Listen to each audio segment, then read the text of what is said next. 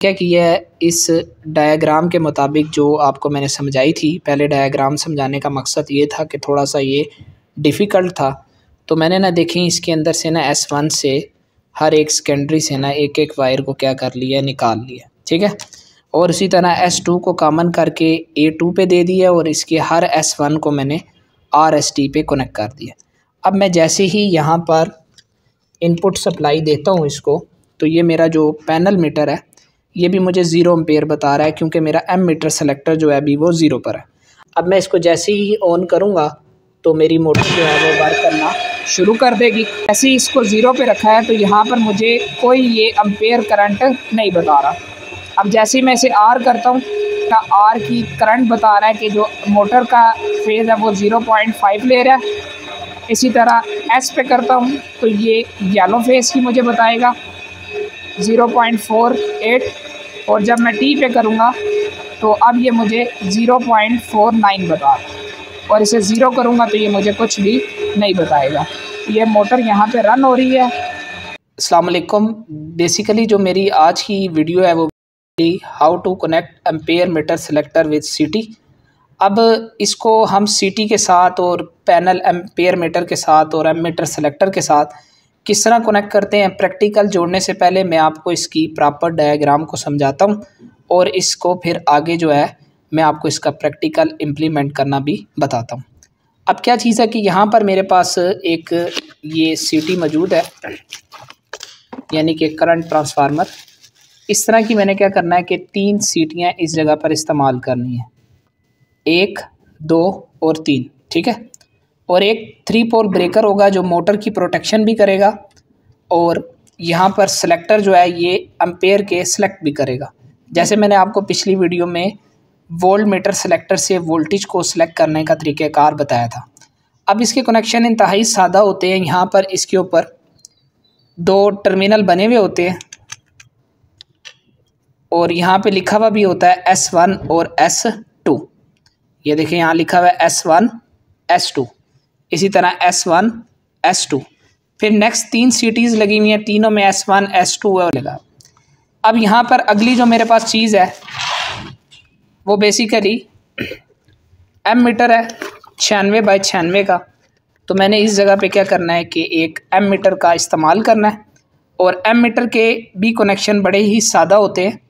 जहाँ पे मैंने लिखा हुआ है UN, इधर आपने डिस्प्ले के लिए फेज़ और न्यूट्रल को अप्लाई कर देना है, और ये जो 3 और 5 है ये मुझे एम मीटर सेलेक्टर के ज़रिए बताएगा कि मोटर पर फेज़ कितने एम्पेयर करंट ले रही है।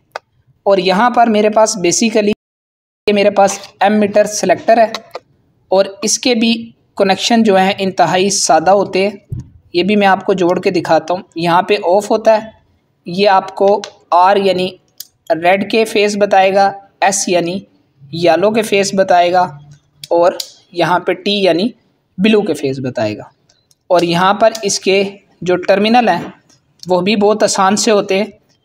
जिस जगह पर आपका A1 है और A2 है, ये बेसिकली हमारे जो कनेक्ट कर दिए जाते हैं वो इसके जो पैनल मीटर होता है इसकी सीटी में कनेक्ट कर दिए जाते हैं, और जो S1 से वायर आएगी वो हम R पे लगा देंगे जहाँ पे R लिखा हुआ है, और जो हमारे पास SCT2 के S1 से तार आएगी वो हम T पे लगा देंगे या S पे लगा देंगे, और जो SCT3 से वायर आएगी यानी कि S1 की वो हम क्या करेंगे, T के ऊपर लगा देंगे। यानी कि आपने इधर यहाँ पर एक सीटी का S1 दे देना है, दूसरी सीटी का आपने S1 दे देना है, तीसरी सीटी का भी आपने S1 कनेक्ट कर देना है, और S2 को कॉमन कर आपने क्या करना है, A2 के ऊपर कनेक्ट कर देना है।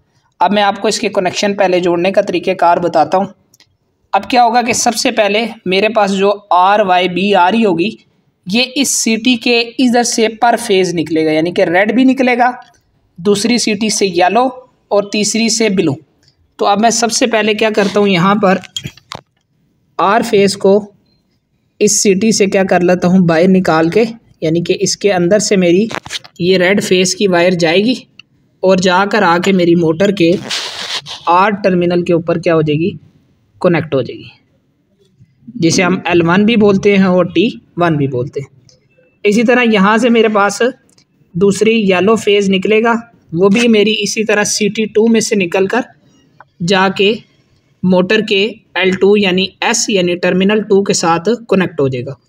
और इसी तरह यहाँ से मेरे पास L3 निकलेगा और इधर CT3 के यहाँ से निकल कर मोटर के टर्मिनल 3 यानी T के साथ कनेक्ट हो जाएगा। ठीक है, आप इसके अंदर अपने घर का या बड़े कमर्शियल पैनल का या जो आपके 3 फेज़ पैनल होते हैं उनके पर फेज़ के एम्पेयर को जो है इस एमीटर सेलेक्टर पर एक ही एमीटर यूज़ करके चेक कर सकते हो। अब नेक्स्ट क्या करना है कि जो मेरी CT के ऊपर S1 लिखा हुआ है, जैसे ये S1 लिखा हुआ है, ये मैंने यहाँ से S1 को उठाना है और उठाकर अपने इधर R पर भी दे सकते हो, T पे भी दे सकते हो, S पे भी दे सकते हो, लेकिन जो इंडस्ट्रियल कोडिंग के मुताबिक ये R जो है ये हमारा L को फेस को ज़ाहिर करेगा। तो यहाँ से मैंने एक वायर उठा के मैंने अपने R टर्मिनल पर कनेक्ट कर दी। अब R किधर कनेक्ट करनी है, ये बेसिकली आपका एमीटर सेलेक्टर है, इधर अपने R टर्मिनल के ऊपर अपना S1 को क्या कर देना है, कनेक्ट कर देना है। ये आपस में कॉमन है, इधर आपने इसको कनेक्ट कर देना है इस जगह पे। अब इसी तरह दूसरे से हम क्या करेंगे, यहीं से ही हम दूसरे के CT के S1 से फेस को उठाएंगे, जैसे एक और CT होगी इसी तरह ही उसके हम फिर S1 से फेज़ उठाएंगे, यानी कि यहाँ से उठाएंगे तो यहाँ से हम ये वायर को कनेक्ट कर देंगे, उठा के हम एमीटर सेलेक्टर के S में कनेक्ट कर देंगे। यहाँ से मैंने उठाई और उठा के जिधर एमीटर का S लिखा हुआ है उधर मैंने क्या कर दी, कनेक्ट कर दी, यानी इधर कनेक्ट कर दी। और इसी तरह यहाँ से एक तीसरी CT होगी, जैसे मेरे पास 3 CTs मौजूद हैं, 1 2 और ये 3। अब तीसरी CT के फिर हम क्या करेंगे, S1 से एक वायर उठाएंगे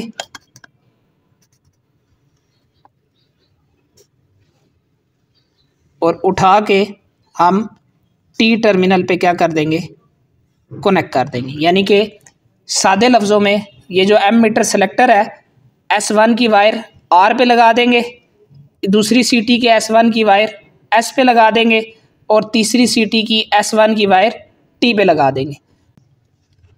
अब नेक्स्ट हम क्या करेंगे कि इन तीनों CTs के S2 टर्मिनल को क्या कर देंगे, कॉमन कर देंगे। इसके भी S2 को, इसके भी S2 को और इसके भी S2 को हम क्या कर देंगे, आपस में एक वायर के साथ क्या कर देंगे, कॉमन कर देंगे।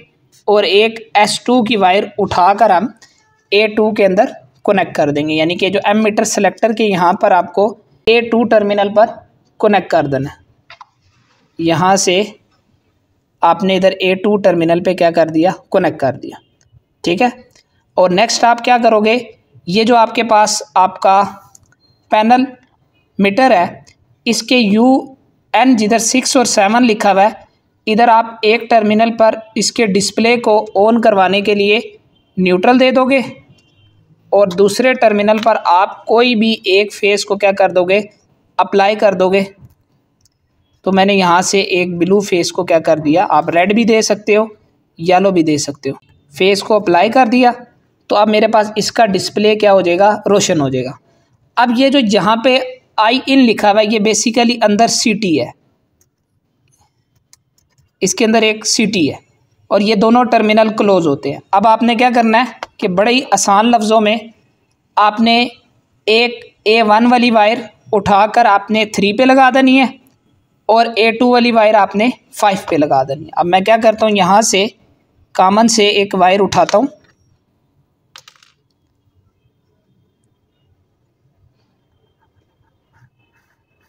ये एक मैंने 3 पे लगा दी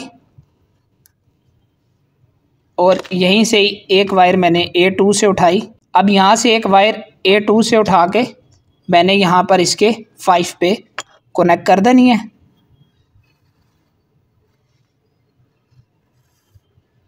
ये मैंने 5 पे क्या कर दी, कनेक्ट कर दी। अब इसी का इस डायग्राम के मुताबिक जो आपको समझाया है, इसको इम्प्लीमेंट करके मोटर को रन करके आपको पर फेज़ के जब मैं क्या करूँगा, यहाँ से सेलेक्ट करूँगा तो यहाँ पे मुझे तीनों फेज़ के एम्पेयर बताएगा। मुझे 3 एम्पेयर मीटर लगाने की ज़रूरत नहीं है और ना ही एम्पेयर मीटर इतने करंट रेटिंग को बर्दाश्त कर सकता है, मैक्सिमम 5.5 एम्पेयर। तो ये जो आपकी सीटी होती है इसके ऊपर वाज़िह अल्फाज में लिखा हुआ है कि जो इसकी सेकेंडरी 5 एम्पेयर है और ये 100 एम्पेयर प्राइमरी के ऊपर यूज़ करती है। ये प्राइमरी होती है, ये सेकेंडरी 1 होती है और ये सेकेंडरी 2 होती है, जिसे हम S1 और S2 बोलते हैं। क्या कि यह इस डायग्राम के मुताबिक जो आपको मैंने समझाई थी, पहले डायग्राम समझाने का मकसद ये था कि थोड़ा सा ये डिफ़िकल्ट था, तो मैंने ना देखें इसके अंदर से ना S1 से हर एक सेकेंडरी से ना एक एक वायर को क्या कर लिया, निकाल लिया, ठीक है। और इसी तरह S2 को कॉमन करके A2 पे दे दिया और इसके हर S1 को मैंने RST पे कनेक्ट कर दिया। अब मैं जैसे ही यहाँ पर इनपुट सप्लाई देता हूँ इसको, तो ये मेरा जो पैनल मीटर है ये भी मुझे 0 एम्पेयर बता रहा है, क्योंकि मेरा एम मीटर सेलेक्टर जो है अभी वो 0 पर है। अब मेरे पास ये जो 3 फेज़ है इसके लिए मैंने एक ड्यूअल बना के रखा हुआ है, ठीक है। वैसे अगर 2 HP से लेस देन मोटर है तो आप उसे डायरेक्ट भी चला सकते हैं। अब मैं इसको जैसे ही ऑन करूँगा तो मेरी मोटर जो है वो वर्क करना शुरू कर देगी। और जैसे ही इसको 0 पे रखा है तो यहाँ पर मुझे कोई ये एम्पेयर करंट नहीं बता रहा। अब जैसे ही मैं इसे R करता हूँ का R की करंट बता रहा है कि जो मोटर का फेज़ है वो 0.5 ले रहा है। इसी तरह S पे करता हूँ तो ये येलो फेज़ की मुझे बताएगा 0.48, और जब मैं T पे करूँगा तो अब ये मुझे 0.49 बता रहा है, और इसे 0 करूँगा तो ये मुझे कुछ भी नहीं बताएगा। ये मोटर यहाँ पे रन हो रही है। Thank you very much.